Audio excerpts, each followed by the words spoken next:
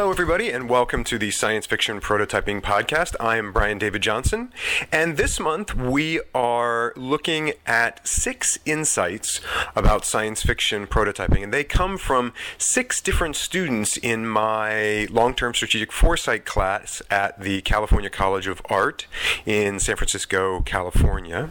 And in this interview, we talked to JJ, and JJ has a media background. And for him, I think he saw the tool as something that he could pick up and use very quickly, that in his background and also in the work that he was doing in the Foresight program, that he saw that science fiction prototyping brought a level and approach and way of thinking that was unique to all the other tools that he had at his disposal that we teach in the class. Again, we use things like the Delphi method and scenario planning and trend forecasting. There's lots of different tools that we use in Foresight, and I think he saw science fiction prototyping as having a very kind of unique quality to it. And I'll have him tell us about that, and then I'll be back. So JJ, thanks for joining me on the Science Fiction Prototyping Podcast. Thanks for having me.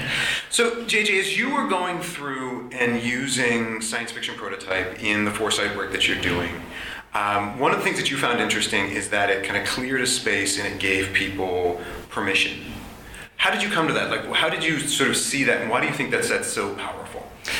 Well, because I think a lot of the work that I've done in the past has been very tactical, and it's been about delivering a specific insight in a bullet point format in a PowerPoint. You know, it's an answer, a clearly defined answer that somebody could pass up to a senior exec and they'd get it.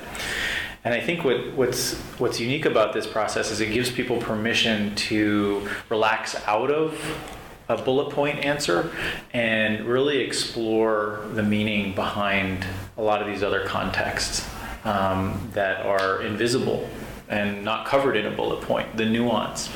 And I think that people really, sci-fi is imaginative, right? And that's the beauty of it. And I think that's why we all sort of gravitate towards it, because while one side of our mind is saying, yeah, that would never happen, the other side is, isn't it really cool? And it should be said that you span both those worlds, that you have a background in media, you have a background also in storytelling, but you then also have this more analytical side as well. So do you see this as a way of those things coming together? Absolutely. And I think that this is a perfect sort of mix of that, of people come with you, they travel with you when you tell them a story, and they do so in much more rich and sort of committed ways than they do if you hand them a business plan. There's a lot more skepticism of, here's the vision, are you engaged in this bullet point? Yeah, but do you love this story? Oh, I'd read that 10 times. Right. So what would your hope be for science fiction prototyping? So I think you've in the conversations you and I have had, we sort of talked about it, that it could be this very powerful tool. What is your hope? Not only what is your hope that you plan to do with it, but what is a broader hope for the future of science fiction prototyping? Well, I think there's a lot of need for, and I hate to get into sort of the design aspect of it, but the more human conversation. What does all this stuff mean? What do these big conversations mean? What do we talk about when we say change? What does that mean? And I think science fiction prototyping brings it down to a level of individual. It's so specific. It's about a moment in time when this happened in this world, about this person with a name, and this is what they do in every day. And I think that's the level of granularity that we have to get down to really start affecting change. It has to stop being about these global issues that I can't do anything about. But if we contextualize it into, here's this person with these problems, and here's a scenario or prototype of maybe we could impact that. If we could impact the story, maybe we could impact a real life story.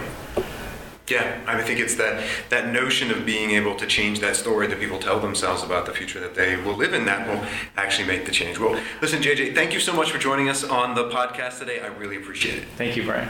One of the things we always say about science fiction prototyping is that science fiction is unique, that the genre and the art form of science fiction, whether that be a written story or whether that be a movie or whether that be a comic book, and recently we've seen it also in works of art, that science fiction is really interesting because it gives us a language to talk about the future. That if you read a science fiction prototype, a science fiction story based on science fact, and you may not know about the science or the engineering or the issue at hand, but by reading that you can have an opinion and you can get an understanding of the human impact, the cultural impact, the social and legal impacts of this possible advancement. And it's kind of unique with science fiction prototyping that it gives us, as JJ said, that permission. It gives us that ability to look at things in different ways that other tools, other engineering tools, other foresight tools, other practices and processes that we all have and use in our professional and educational lives, that science fiction prototyping gives us that permission. Because it's science fiction, it allows us to do things, gives us permission to do things that we wouldn't normally do. And I thought that was a really interesting approach and a really interesting observation from JJ. So thank you for joining me on the Science Fiction Prototyping Podcast. As always, if you have any ideas for upcoming columns or if you would like to share a science fiction prototype with the audience, please get in touch with me. You can always reach me at brian.david.johnson@intel.com, or you can always find me on Twitter. I'm at Intel Futurist. So until next time, we'll talk to you later. But also, remember, we've got four different podcasts for this month, so have a look at the other 3. Thank you so much. We'll talk to you soon.